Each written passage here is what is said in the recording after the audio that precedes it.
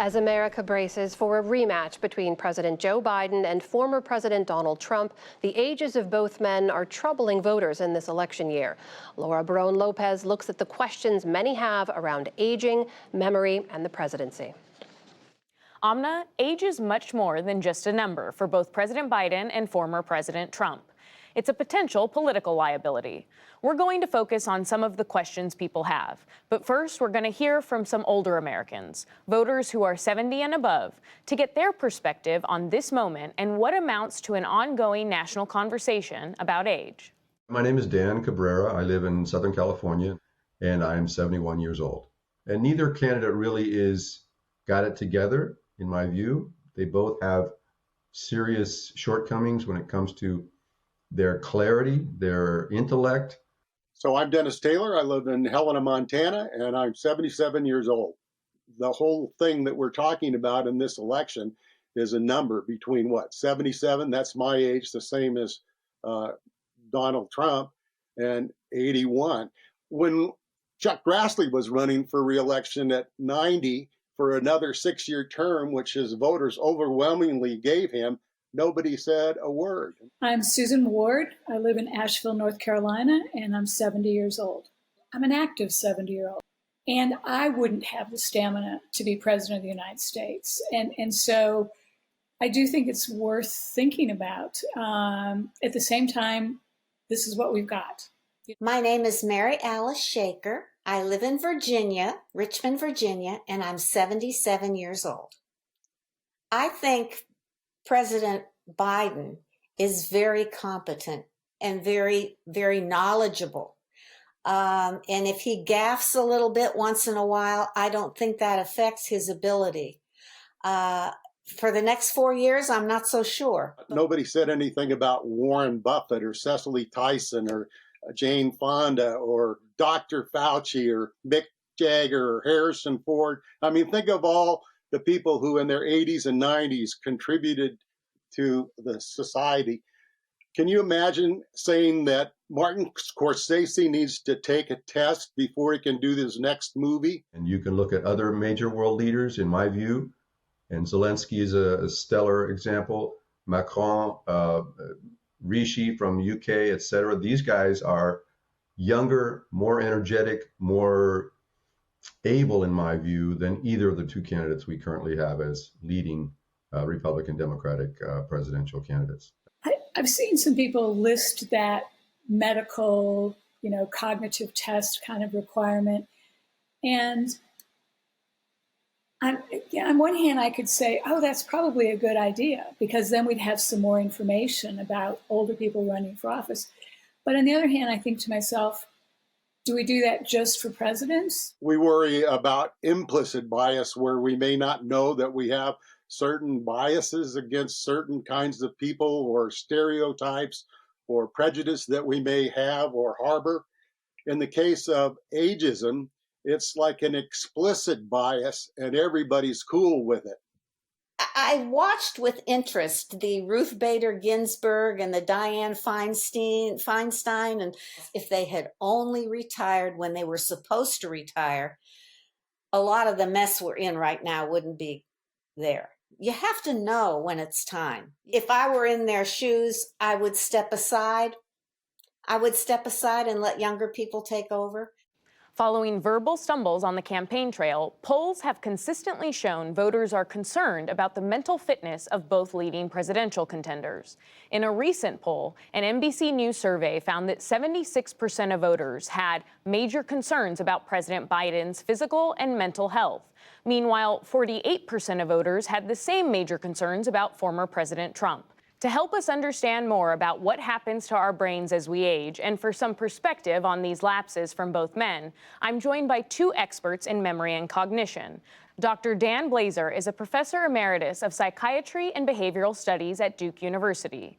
Charan Ranganath is a professor of psychology and neuroscience at the University of California, Davis. He's also the author of a new book releasing next week called Why We Remember: Unlocking Memory's Power to Hold On to What Matters. Thank you both so much for joining us. Professor Ranganath, I want to start with you. As we know, President Biden is 81 years old.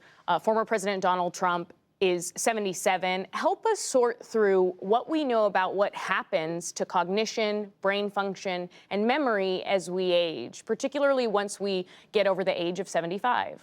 Yeah, it's fascinating because the work has really been evolving. But the basic story is, on average, memory goes down with age. I don't think that's a surprise for many viewers. But if you actually look at different individuals, it really varies. Some people, if you track them over time, they can go into their old age and they're super agers and they're fine. And other people do have a decline over time. And so you really need to ask yourself what's going on with an individual person.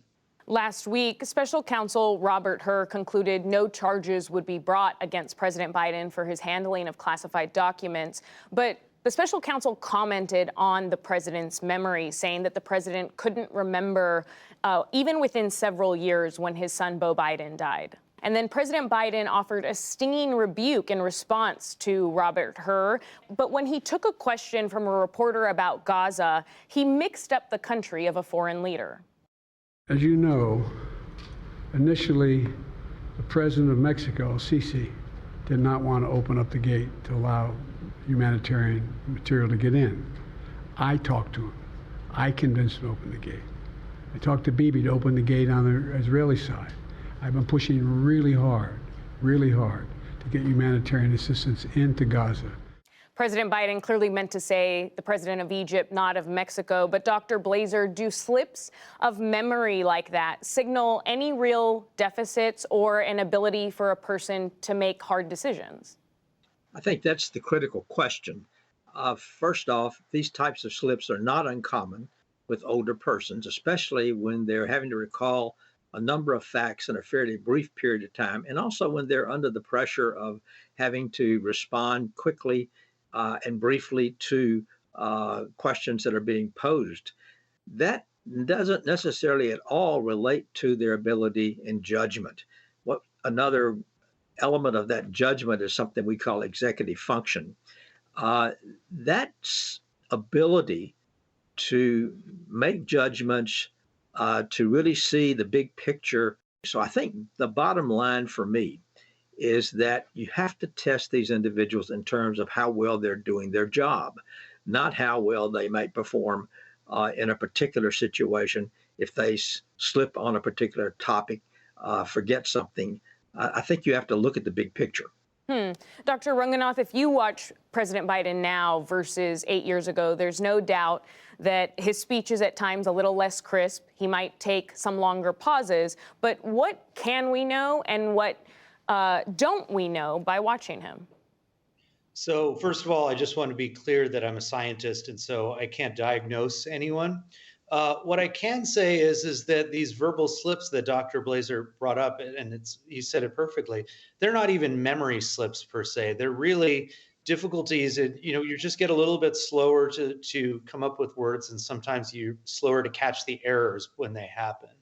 So I wouldn't even call those memory slips per se. I think sometimes people judge the appearance of something like that, and they think that there's some memory problem, but that's not really a memory problem.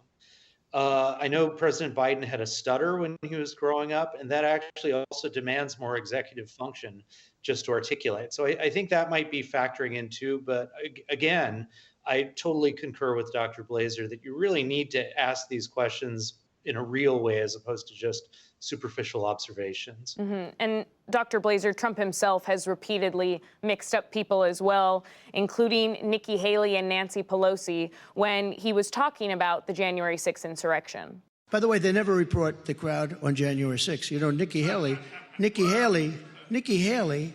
you know, did you know they destroyed all of the information, all of the evidence, everything, deleted and destroyed all of it, because of lots of things. Like Nikki Haley is in charge of security. We offered her 10,000 people, soldiers, National Guard, so whatever they want. They turned it down. Dr. Blazer, when you watch these two men, Mr. Trump and Mr. Biden, is it possible at all to gauge their fitness for office? I think it's difficult. And you might look in terms of sort of the tone of what they're saying. People will make judgments based on that. But in terms of their cognitive function, I think it's quite difficult. First off, I think given one test or two tests is just going to be totally insufficient to do that. You need tests that are serial over time to really determine if there really has been significant deterioration. But in addition to that, you need a battery of tests. And personally, I think that what is most helpful is an honest opinion from the people surrounding them who might give the type of information that would say, we believe this person is actually functioning well or not. In a political environment, that's going to be very difficult to obtain. Dr. Ranganath, generally speaking, what are typical signs of cognitive decline, and when does it tend to impact people, and how?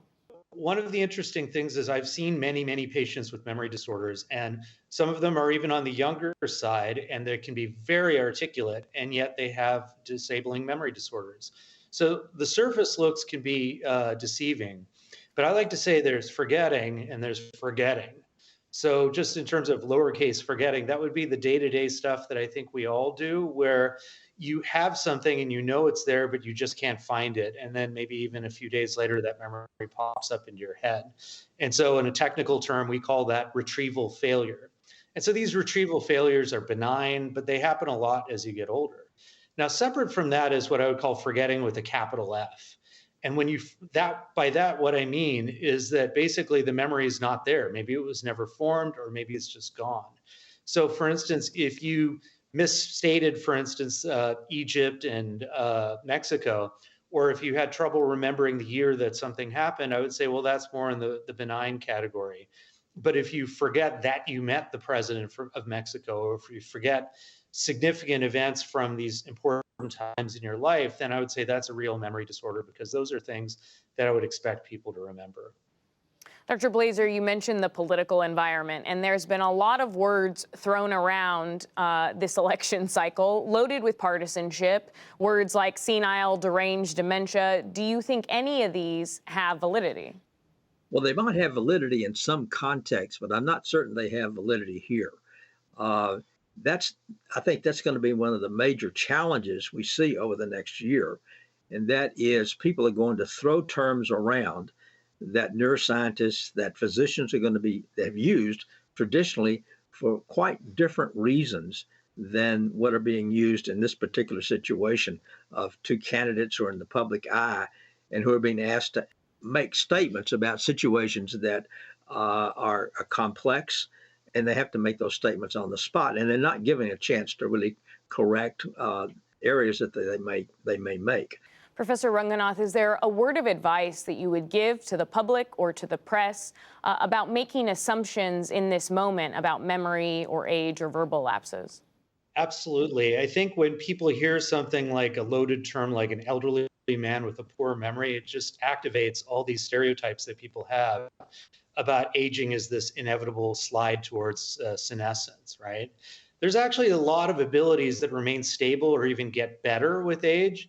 So for instance, knowledge, like the kind of knowledge that you'd hope a president would have, that remains stable or can even improve.